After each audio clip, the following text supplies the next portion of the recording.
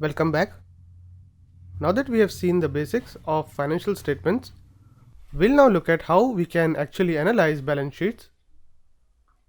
There are essentially two tools to make this analysis.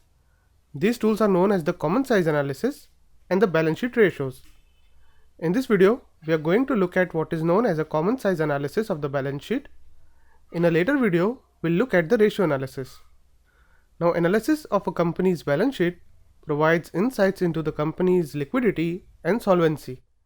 Let's first understand these terms liquidity and solvency. Liquidity refers to a company's ability to meet its short-term financial commitments. Assessment of liquidity requires evaluating a company's ability to convert assets to cash and to pay for operating needs. On the other hand, solvency refers to a company's ability to meet its financial obligations over the long term. Assessment of solvency requires evaluating a company's financial structure and its ability to pay long-term financial obligations.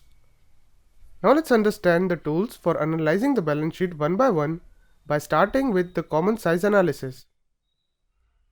A vertical common size analysis involves stating each balance sheet item as a percentage of total assets. Common size statements are useful in comparing the company's balance sheet composition over time and across companies in the same industry. Let's look at an example. Now this table has balance sheets of three hypothetical companies. Company C with assets of 9.75 million is much larger than Company A and Company B, both of which have 3.25 million in assets. Let's look at a common size balance sheet for these three companies, which we use to compare these companies. Now this is the common size balance sheet for these three companies. What you can see here is that most of the assets of Company A and Company B are current assets.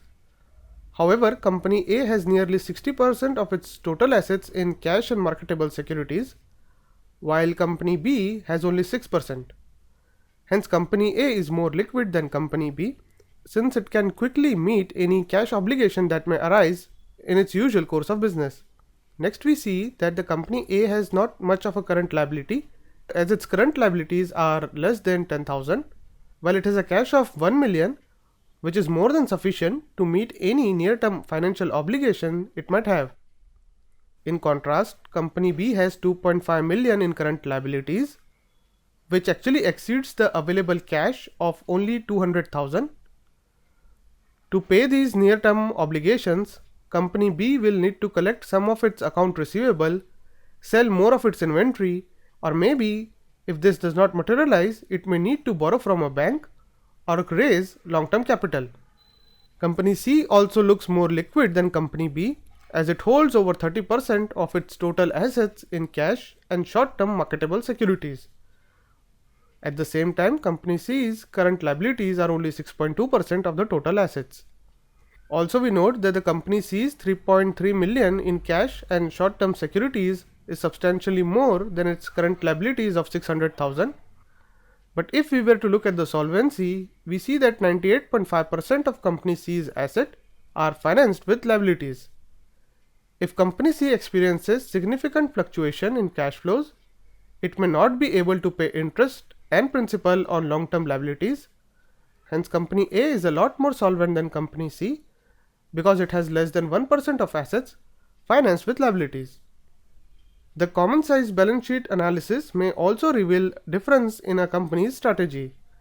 So in this case, by comparing the asset composition, we see that the Company C has made a greater proportion investment in property, plant and equipment, probably because it manufactures more of its products in-house. On the other hand, presence of goodwill in case of Company B balance sheet signifies that it has made one or more acquisitions in the past, as any excess price paid over the assets of a target company are recorded as goodwill on the balance sheet. In general, the common size analysis is useful for cross-sectional analysis, that is comparing companies with each other for a particular time period or comparing a company with an industry or sector data. In this video, we have broadly covered common size analysis of balance sheet. In the next video, we are going to look at the common size analysis of income statement.